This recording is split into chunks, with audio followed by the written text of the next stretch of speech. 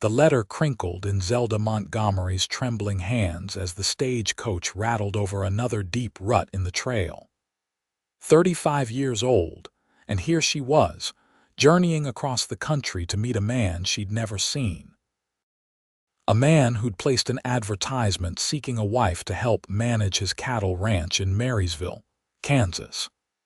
1878 was supposed to be her year of new beginnings, but doubt gnawed at her with every mile.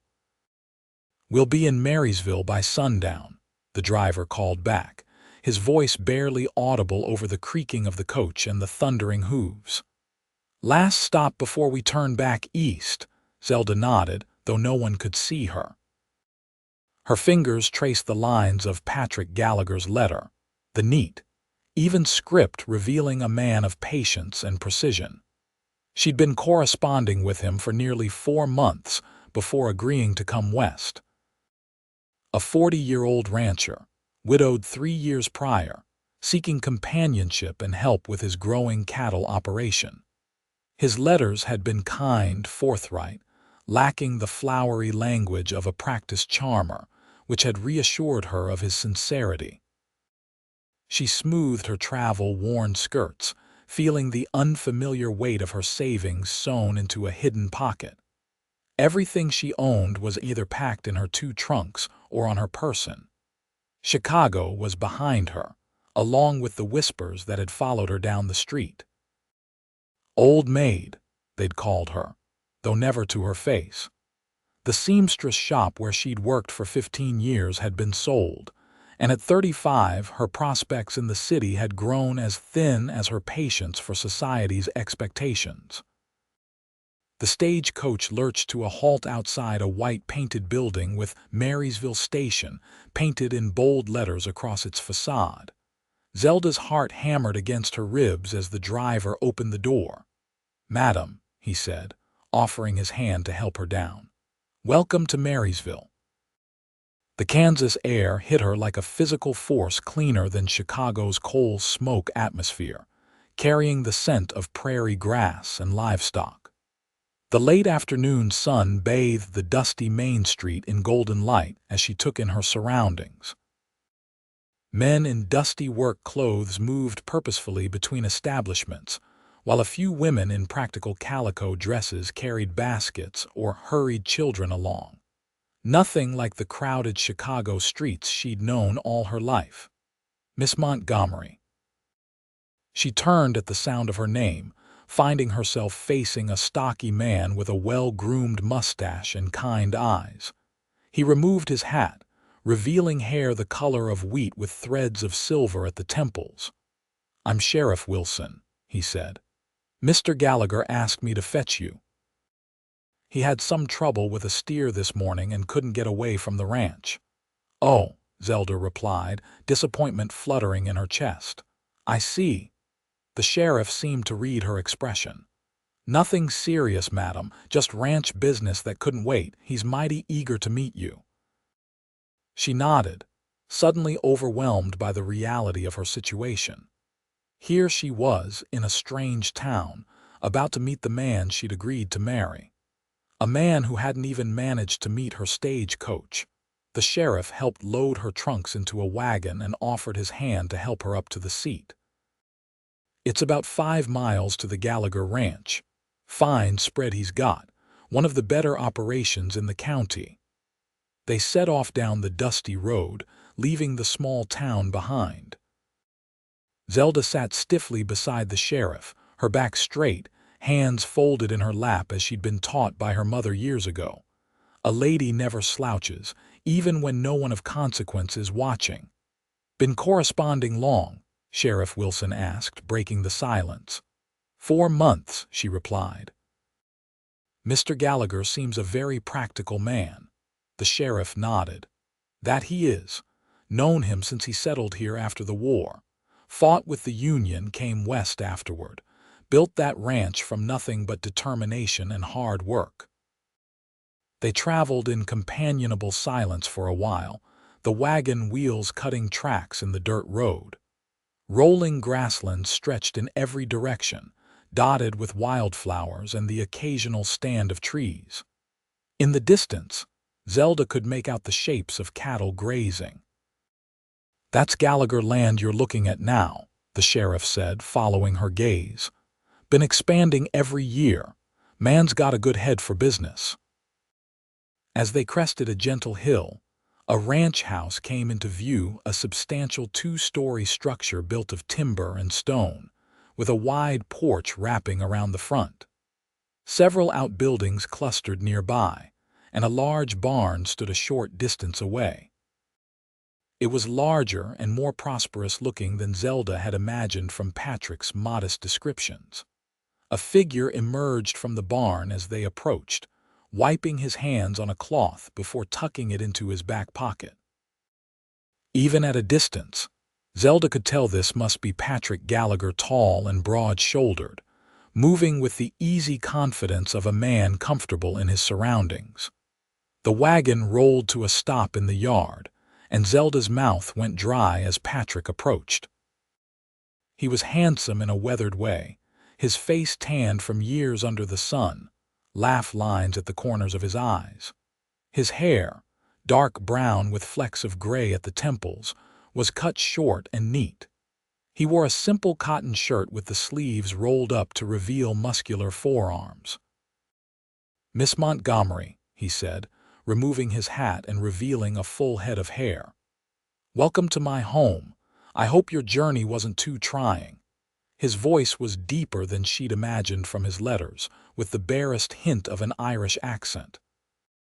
His eyes, a striking shade of green, assessed her with frank appreciation that made her cheeks warm. "Mr. Gallagher," she replied, accepting his offered hand as she stepped down from the wagon. "Thank you for having me." "Patrick, please," he said, still holding her hand a moment longer than necessary. "We've been writing for months. Seems like we should be past formalities." Sheriff Wilson cleared his throat. "I'll get these trunks onto the porch for you, Patrick." "Much obliged, James," Patrick replied, still looking at Zelda. "Will you stay for supper?" The sheriff shook his head. "Need to get back to town. The Thompson boys were looking rambunctious when I left, and it's payday for the railroad workers." After the sheriff had unloaded her trunks and taken his leave, an awkward silence fell between Zelda and Patrick. Standing face to face with the man she'd agreed to marry, she suddenly felt every one of her 35 years, wondering if her journey had been a terrible mistake. "You're taller than I expected," Patrick said finally with a small smile. "Your letters didn't mention that." "You're more substantial than I imagined as well," she replied, then blushed at her choice of words. He laughed, a rich, warm sound that eased some of the tension from her shoulders. "I'll take that as a compliment. Come inside. Mrs. Holcomb, my housekeeper, has prepared a meal, and you must be famished after your journey." He led her up the porch steps, pausing at the door. "I know this is all very strange, meeting like this after only letters.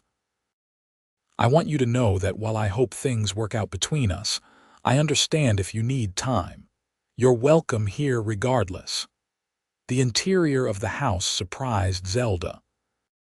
She'd expected a bachelor's sparse quarters, but instead found a well-appointed home with quality furniture, colorful rugs and curtains at the windows. The walls held framed landscapes and a few photographs. It spoke of care and attention to detail she hadn't anticipated. "Mrs.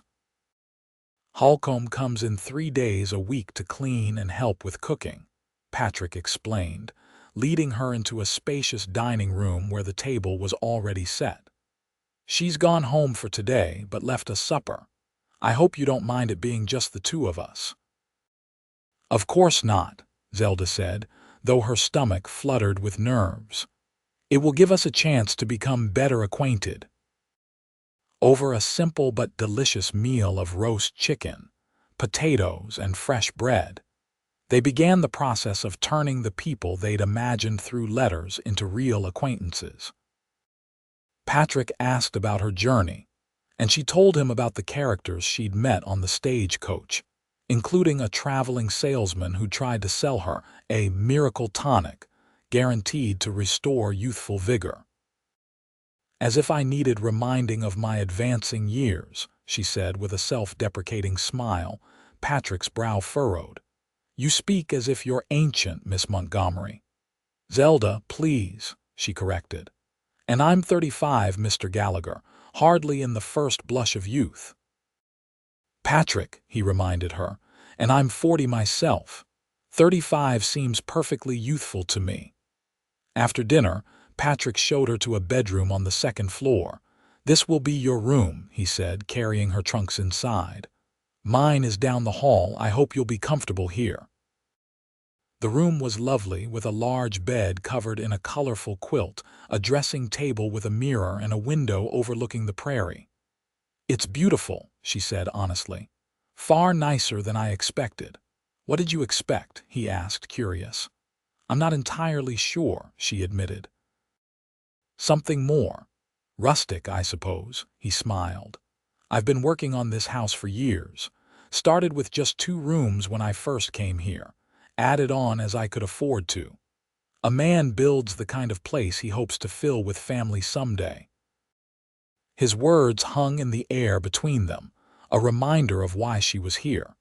She'd come to be his wife, to help him run his ranch, to perhaps build a family together, though at 35, she knew her childbearing years were waning. I'll leave you to get settled, he said, breaking the silence.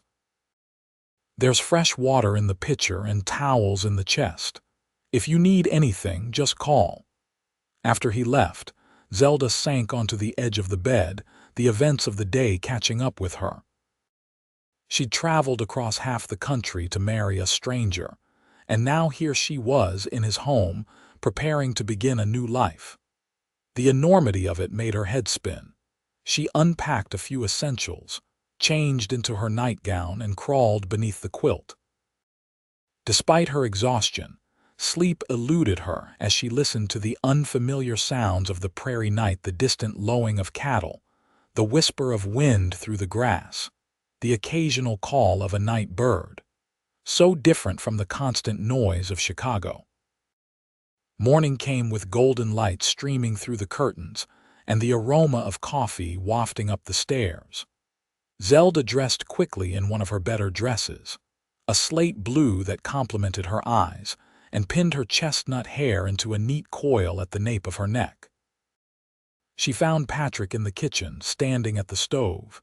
He'd already been out to tend to the animals, judging by his slightly damp hair and fresh shirt. Good morning, he said, looking up with a smile that transformed his face. I hope you slept well. Coffee? Please, she replied, taking the offered cup.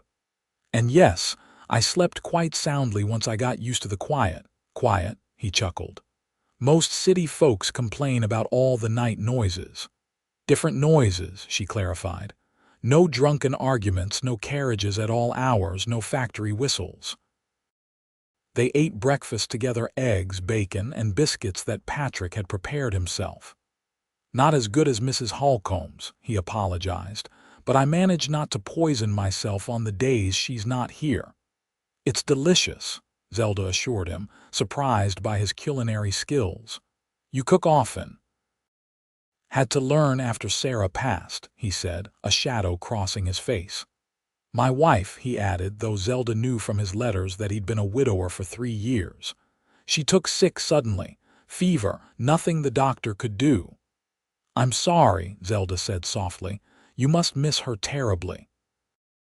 He nodded. Every day, but life continues, doesn't it? Can't stay stuck in the past. He took a sip of coffee. What about you? Your letters mention you'd never married, but not why. Zelda set her fork down. I was engaged once when I was 20. Thomas was a clerk in a shipping office. We had plans, but then he got an opportunity in California during the gold rush. Asked me to wait. I did for 3 years until his letters stopped coming. Later learned he'd married a saloon owner's daughter in San Francisco. Patrick's face darkened. The man was a fool, perhaps, she said. Or perhaps he simply found someone more suited to the life he wanted to build. She paused. After that, I threw myself into my work at the seamstress shop. Years passed. Suddenly, I was 30, then 35, and the owner decided to retire and sell the business. When I saw your advertisement in the newspaper, it seemed providential. After breakfast, Patrick suggested showing her around the ranch. Unless you're too tired from your journey, he added. I know traveling can be exhausting. I'd love to see it, she said. I've spent most of my life in the city. All this open space is quite novel. He saddled 2 horses, a gentle bay mare for Zelda and a sturdy chestnut gelding for himself. Have you ridden before? He asked, helping her mount. Not since I was a girl, she admitted. My uncle had a farm outside Chicago where we visited summers. He had an ancient plow horse that let me sit on his back. Patrick adjusted her stirrups. Daisy here is gentle as they come. Just hold the reins lightly and she'll follow my horse. They rode out across the grassland, Patrick pointing out the boundaries of his property, explaining his operation. The ranch comprised over 400 acres, with a herd of nearly 200 head of cattle. He employed 3 full-time hands who lived in a bunkhouse near the barn, and hired additional help during roundup and branding season. It's impressive what you've built, Zelda said sincerely, as they paused on a rise overlooking a creek where several dozen cattle were grazing. Especially starting from nothing. Had help along the way, he said modestly. Neighbors pitched in when I was getting established. That's how things work out here. Folks help each other. Have to survive. As they rode back toward the house, Patrick slowed his horse to ride alongside her. There's something I need to say, Zelda. His voice had grown serious. When we began corresponding, I was looking for a practical arrangement, a partnership of sorts. Someone to help run the household, maybe keep the books for the ranch. Zelda's heart sank, though she kept her expression neutral. I understand. That's what I expected as well. But now that you're here, he continued, his eyes holding hers, I find myself hoping for more than just a practical arrangement. I know we've only just met face to face, but I've come to know you through your letters these past months. Your intelligence, your kindness, your quiet strength. She looked away, unexpected emotion making her throat tight. I'm not sure what you're saying, Patrick. I'm saying I'd like us to take some time to get to know each other properly before making any decisions about marriage. I don't want you to feel rushed or obligated. If after a few weeks you decide this isn't the life you want or I'm not the man you hoped for, I'll personally pay for your return journey to Chicago or wherever you wish to go. His offer stunned her. She'd expected to be married within days of her arrival, as was typical with mail-order arrangements. That's very generous, she managed. It's only fair, he replied. Marriage should be entered willingly with eyes open. I've had one good marriage, I know what it can be. I wouldn't want less for either of us. When they returned to the ranch house, they found a woman waiting on the porch heavyset, with graying hair pulled into a severe bun, wearing a practical brown dress and a disapproving expression. Mrs. Holcomb, Patrick greeted her, helping Zelda dismount. I'd like you to meet Miss Montgomery. The housekeeper gave Zelda a critical once-over. So you're the mail-order bride, she said, her tone making the words sound like an accusation. Older than I expected. Zelda felt her face flush with embarrassment and something like anger. Before she could respond, Patrick spoke, his voice hard-edged. Mrs. Holcomb, Miss Montgomery is my guest and deserves your respect. I won't hear another word like that in my house. The older woman's mouth tightened, but she nodded. As you say, Mr. Gallagher. I've come to prepare lunch and do the washing. Will there be anything special needed? Nothing special, Patrick said, his voice still cool. Just your usual excellent cooking will suffice. As Mrs. Holcomb disappeared into the house, Patrick turned to Zelda with an apologetic expression. I'm sorry about that. Mrs. Holcomb has been with me since Sarah died. She can be protective and disapproving of mail-order brides," Zelda added, "especially elderly ones." Patrick's expression darkened again. "You're hardly elderly, Zelda. And I won't have anyone in my home making you feel unwelcome. If Mrs. Holcomb can't adjust her attitude, I'll find another housekeeper." The vehemence of his defense surprised her. "That won't be necessary. I've dealt with far worse in my time. Besides, she's not entirely wrong. Most men seeking brides through advertisements are looking for young women of childbearing age. Is that what you think I want? A brood mare?" His voice had grown quiet, almost dangerous. "I don't know what you want, Patrick," she replied honestly. "Your letters spoke of companionship, help with the ranch, but never specifically of children." He ran a hand through his hair, a gesture she was coming to recognize as a sign of frustration. "Let's unsaddle these horses, then we should talk." They worked together in silence, removing saddles and bridles, brushing down the horses. Patrick showed her where everything belonged in the barn with the patience of a natural teacher. When they were finished, he led her to a bench beneath a large cottonwood tree near the house. "My wife and I tried for years to have children," he said without preamble as they sat. "It never happened. The doctor in town said some women just can't conceive. It broke Sarah's heart, but eventually we made peace with it. Started thinking about maybe adopting an orphan from back east." He paused. "Then she got sick and all those plans died with her." "I'm sorry," Zelda said, meaning it. "What I'm trying to say," he continued, "is that when I placed that advertisement, I wasn't looking specifically for a young woman who could give me children. I was looking for a partner. Someone I could build a life with." He turned to face her. "Your letters showed me a woman of substance, intelligence, and heart. Those qualities don't diminish with age." His words warmed something inside her that had been cold for a very long time. "Thank you for saying that, but you should know. At my age, children might still be possible, but the chances grow smaller each year. And if that happens, it happens," he said simply. "If it doesn't, there are always children needing homes. What matters to me is finding the right woman to share my life with, whether we have children or not." Over the next 2 weeks, Zelda began to settle into life at the ranch.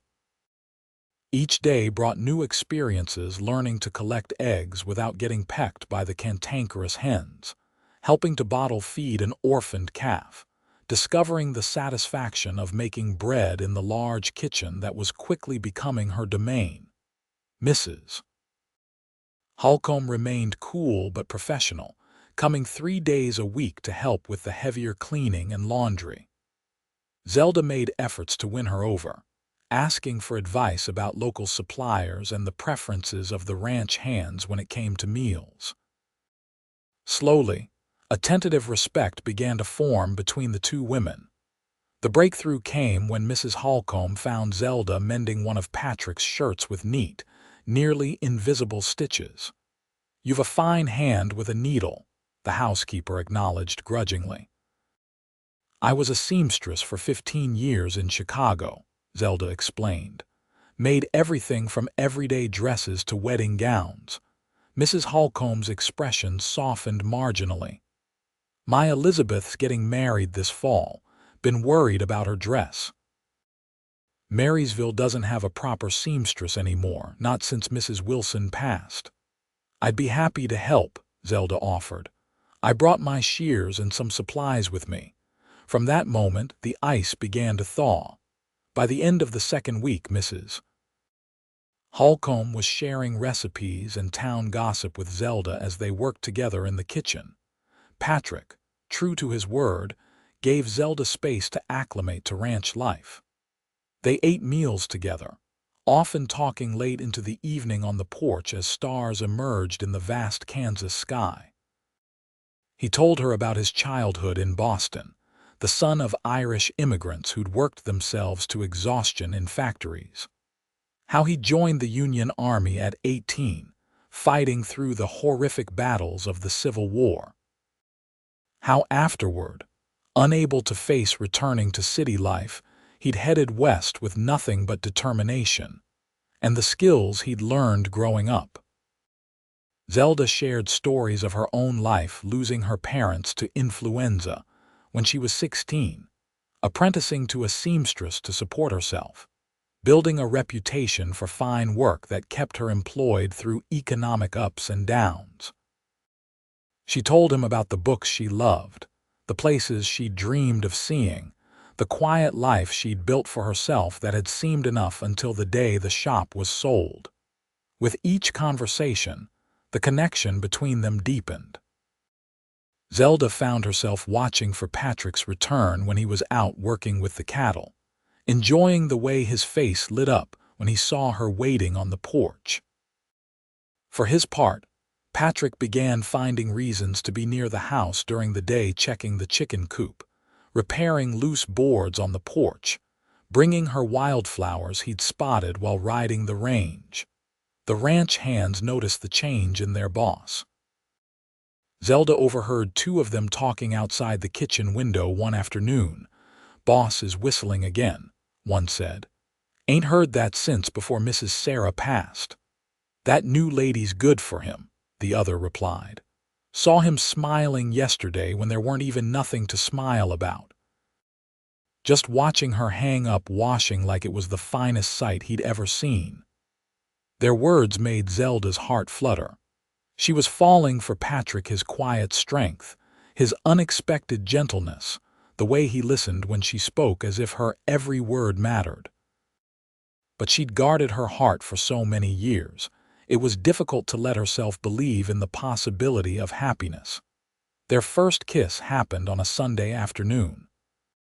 Patrick had taken her into town for church services, where she'd been introduced to what felt like the entire population of Marysville. The women had been curious but generally welcoming, though Zelda hadn't missed the speculative glances and whispered comments about her age. After church, they'd had lunch at the small hotel restaurant, the closest thing Marysville had to a fine dining establishment, before driving back to the ranch in Patrick's wagon. "You were quiet on the ride home," Patrick observed as they sat on the porch swing that evening, watching the sunset paint the prairie in shades of gold and crimson. "Did something happen in town that upset you?" Zelda hesitated, then decided on honesty. "I overheard Mrs. Blakely telling Mrs. Peterson that you could have done better than bringing home a bride already past her prime." Patrick's jaw tightened. "Mabel Blakely needs to mind her own business. Her husband's been past his prime in every way that matters for years, but you don't hear me gossiping about it." The comment startled a laugh out of Zelda. "Patrick Gallagher, I'm shocked at you." His anger faded at her laughter, replaced by something softer, more intense. "Zelda," he said, taking her hand, "you need to know something. I don't give a damn what Mabel Blakely or anyone else in town thinks. These past 2 weeks with you have been the happiest I've known in years." "For me as well," she admitted softly.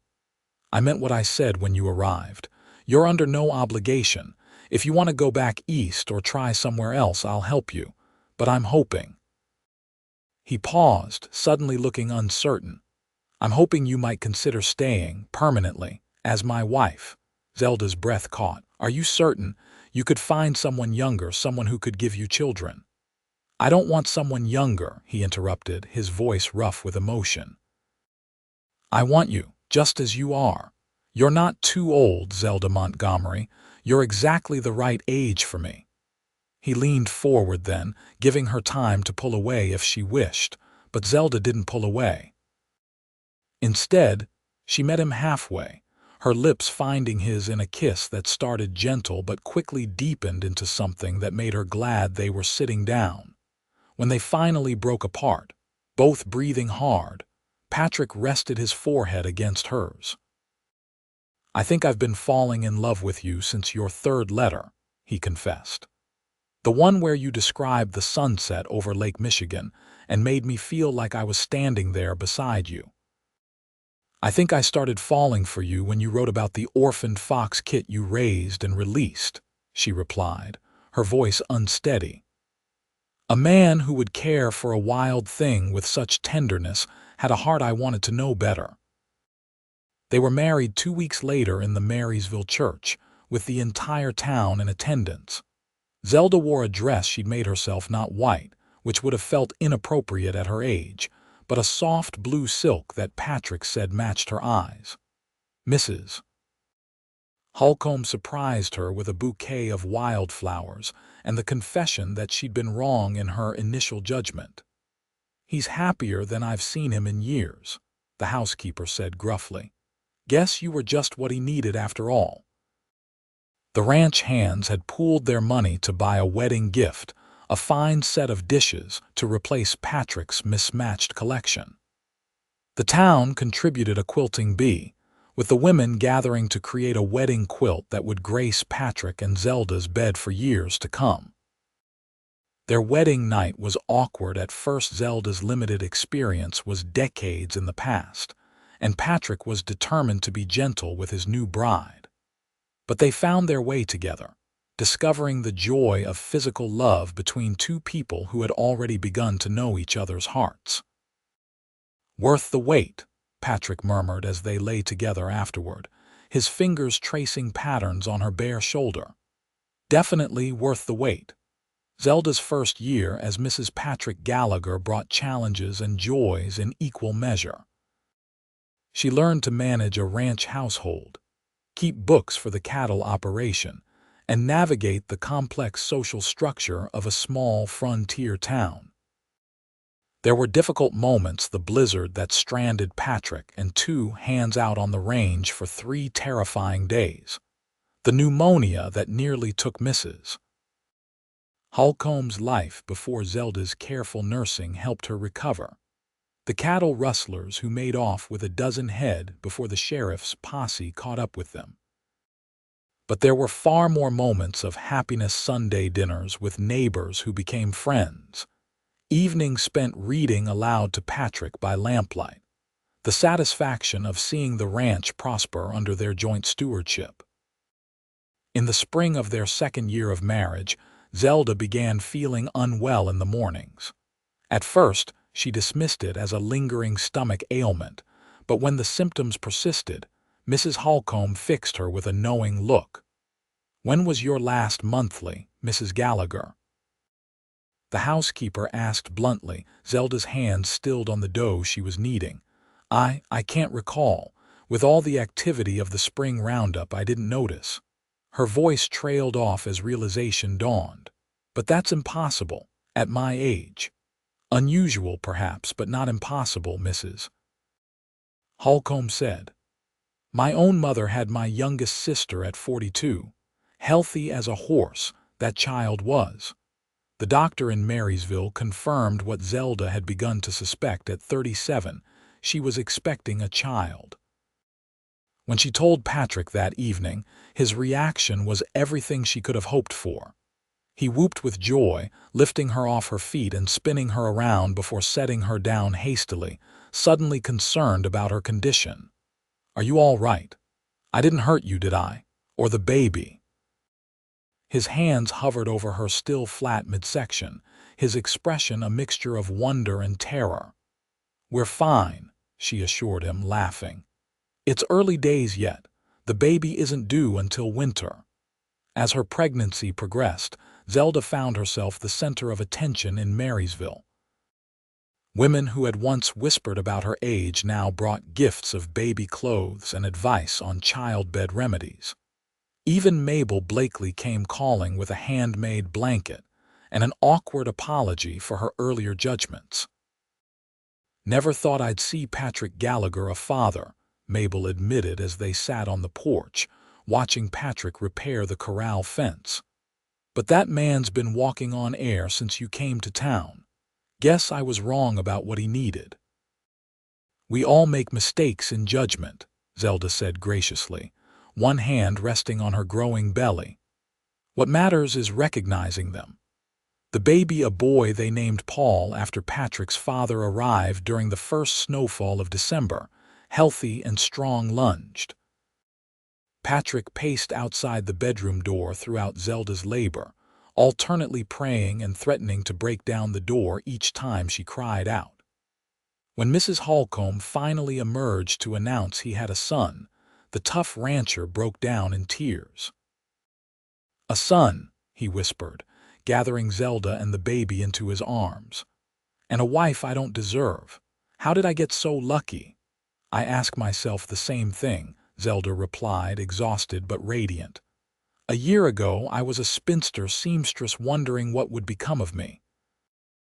Now I'm a rancher's wife with the most beautiful baby in Kansas." As Paul grew, so did the ranch. Patrick expanded their operations, buying additional land and increasing the herd. Zelda proved to have a head for business that complemented Patrick's practical knowledge of ranching. Together, they built one of the most prosperous operations in the county. 2 years after Paul's birth, Zelda discovered she was pregnant again, this time with twins. The girls, Sarah and Elizabeth, named for Patrick's first wife and Mrs. Holcomb's daughter, arrived in the spring, bringing more joy to the growing Gallagher family. 3 children after thinking I'd never have even one, Zelda marveled one evening as she and Patrick sat on the porch swing, watching 4-year-old Paul chase fireflies while the twins slept inside. "Sometimes I still can't believe this is my life." Patrick's arm tightened around her shoulders. "Best decision I ever made was putting that advertisement in the newspaper. Even better was insisting the matchmaker send me the letters from women she thought too old for consideration." Zelda turned to him in surprise. "You never told me that part." Patrick had the grace to look slightly abashed. "Didn't come up, I suppose. The woman who arranged these things, Mrs. Finch in St. Louis, wrote me that she had several candidates but had set aside a few she deemed unsuitable due to advanced age. I told her to send me all the letters and I'd make my own determination." "So you knew I was 35 before you wrote back?" Zelda asked, amazed. "I did," he confirmed. "And I knew from your first letter that you were the one I wanted to correspond with. There was something in the way you expressed yourself, thoughtful, honest, without pretense. The others seemed like girls playing at being women. You were the real thing." Zelda leaned against him, watching their son chase another lightning bug. "I'm glad you didn't listen to Mrs. Finch." "So am I," Patrick agreed, pressing a kiss to her temple. "So am I." 10 years after Zelda had stepped off the stagecoach in Marysville, the Gallagher Ranch had become one of the showplaces of the county. The original house had been expanded again to accommodate their growing family, which now included a 4th child, another boy named James, after the sheriff who'd brought Zelda to the ranch that first day. On the evening of their 10th anniversary, Patrick surprised Zelda with a small wooden box after the children had gone to bed. "What's this?" she asked, accepting the package. "Open it and see," he urged, watching her face. Inside, she found a gold locket. When she opened it, she discovered a tiny daguerreotype of their family on one side. On the other was engraved, "Never too old for love, PG." "It's beautiful," she whispered, tears welling in her eyes. Patrick fastened it around her neck, his fingers brushing against her skin in a way that still sent shivers down her spine after a decade of marriage. "Not half as beautiful as you." "Flatterer," she accused fondly. "I'm 45 years old with gray in my hair and the marks of 4 children on my body. And more beautiful to me now than the day you arrived," he insisted, drawing her into his arms. "Because now when I look at you, I see not just the woman I fell in love with, but the mother of my children, my partner through good times and bad, the keeper of my heart." Zelda reached up to touch his face, tracing the lines that 10 years had deepened around his eyes. Who would have thought that an old maid from Chicago and a Kansas rancher could find such happiness together? I did, Patrick replied simply. From the moment I read your first letter, some things a man just knows in his bones. As they stood together on the porch of the home they'd built, watching the stars come out over the prairie that had become Zelda's beloved landscape, she reflected on the journey that had brought her here. How close she had come to not answering that advertisement, believing herself too old for a new beginning. How fortunate that Patrick Gallagher had seen beyond the number of her years to the woman she truly was. "I love you, Patrick Gallagher," she said, leaning into his strength. "Thank you for believing I was just the right age for you." "I love you too, Zelda Gallagher," he replied, his voice rich with emotion. "And I was right. You were exactly what I needed, not a moment too soon, not a moment too late, but right on time.